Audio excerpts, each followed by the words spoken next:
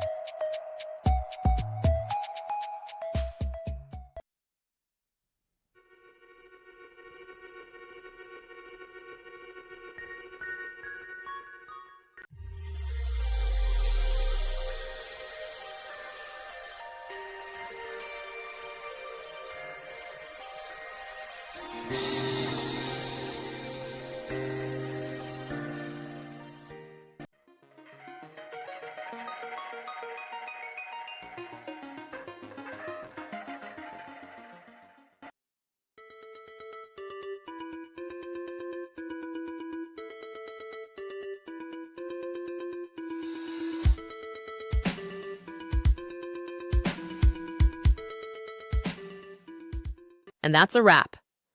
I hope you found the answer you were looking for. If you did, take a second to hit that subscribe button. It really helps out. And let me know in the comments which solution worked best for you. See you next time in the debug zone.